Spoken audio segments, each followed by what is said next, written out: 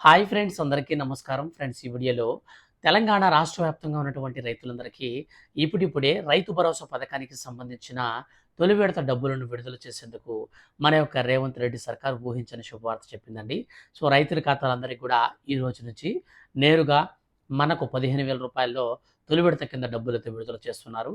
So వీడియోలోకెళ్ళి పూర్తి వివరాలు తెలుసుకుందాం. మొట్టమొదటగా మనకు ఏ ఏ జిల్లాల వారికి ఈ డబ్బులు అనేది పడబోతున్నాయి, దీనికి సంబంధించి ఎవరెవరికి అర్హులుగా గుర్తించి రాష్ట్ర ప్రభుత్వం డబ్బులేస్తుంది, ఎవరెవరిని అనర్హులుగా గుర్తించి వాళ్ళకి ఈ పథకాన్ని నుంచి తొలగించింది, ఇట్లాంటి విషయాలన్నీ కూడా ఈ వీడియోలో కంప్లీట్గా అయితే తెలుసుకుందాం.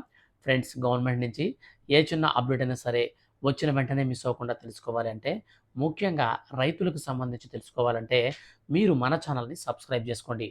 ఈ వీడియోని మాత్రం లైక్ చేసి సపోర్ట్ అయితే చేయండి. దయచేసి మీ యొక్క ఫ్రెండ్స్ అండ్ ఫ్యామిలీస్లో ఎవరికైనా ఈ వీడియోని షేర్ చేస్తే వాళ్ళు కూడా ఈ విషయాన్ని తెలుసుకుంటారు కాబట్టి షేర్ అయితే చేయండి. ఇక లేట్ చేయకుండా టాపిక్ని మనం స్టార్ట్ చేద్దాం.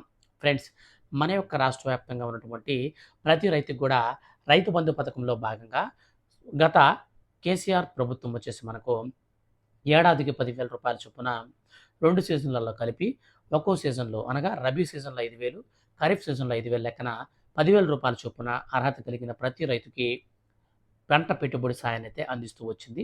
ఈ నేపథ్యంలో మన యొక్క రాష్ట్ర ప్రభుత్వం ప్రజెంట్ ఏర్పాటైనటువంటి కాంగ్రెస్ గవర్నమెంట్ ఏదైతే ఉందో, సో ఇది వచ్చేసి మనకు ఎన్నికల మేనిఫెస్టో అనేది రిలీజ్ చేసినప్పుడు రైతులకు ఖచ్చితంగా మేము వచ్చేసి ఇప్పుడు ఇస్తున్నటువంటి ఈ యొక్క 10,000 రూపాయలకి మరో 5,000 రూపాయలు జోడించి మేము డైరెక్ట్‌గా 15,000 రూపాయల వరకు ఈ యొక్క రైతు బంధు అనే పథకానికి పేరును మార్చి రైతు భరోసాకైతే మేము ఇస్తామని చెప్పేసి మన యొక్క రాష్ట్ర ప్రభుత్వం అయితే ప్రకటించింది. అందులో భాగంగానే ఇప్పుడు రాష్ట్ర వ్యాప్తంగా ఉన్నటువంటి రైతులందరికీ కూడా ఆల్రెడీ మనకు ఈ రైతు బంధు పథకానికైతే పేరు మార్చి రైతు భరోసాకైతే మనకు చేసేశారు.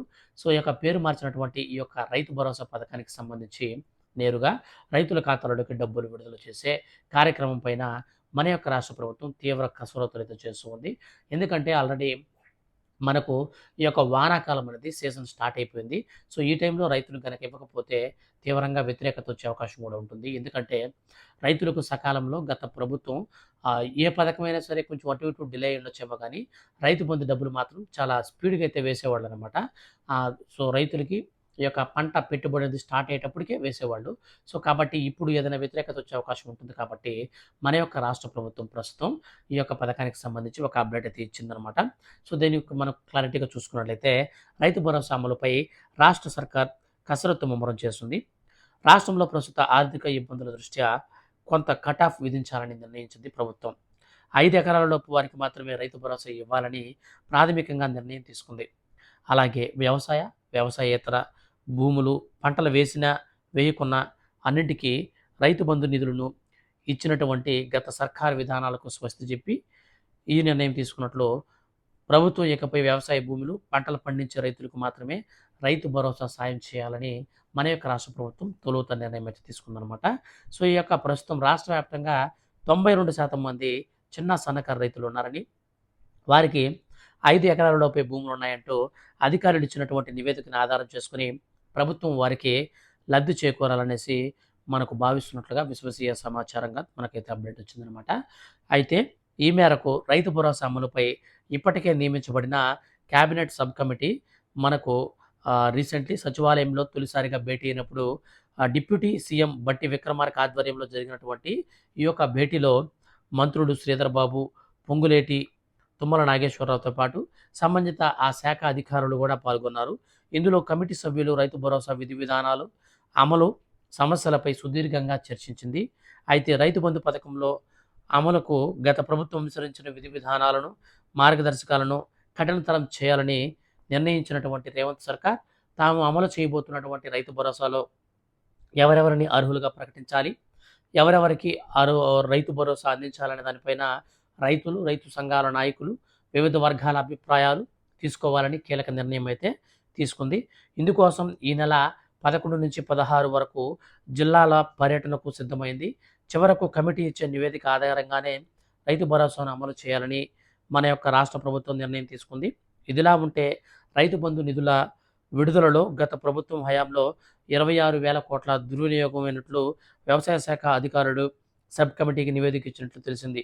దీంతో పాటు రాష్ట్రంలో ప్రస్తుత సాగు భూమి లెక్కలను కూడా అధికారులు కమిటీ ముందుంచారు. సో, ఈ విధంగా మనకు మొత్తం మీద ఈ యొక్క ఈ నెల 11 నుంచి 16 తేదీ వరకు సర్వే అయితే చేస్తున్నారనమాట. సో, ఎవరెవరికి ఇమ్మంటారు, ఎన్ని ఎకరాల వారికి కావాలని జెప్పేసి అడుగుతున్నారనమాట. ఇందులో భాగంగానే మనకు ఎవరైతే రైతు సంఘాల నాయకులుంటారో, రైతులుంటారో, వివిధ వర్గాల అభిప్రాయాలన్నీ గూడా సేకరించి వాళ్ళందరికి గూడా అయితే మనకు ఎంత మొత్తంలో ఇవ్వాలి, సో, ఎన్ని ఎకరాలున్న వారికి 5 ఎకరాలున్న వారికి ఇవ్వాలా?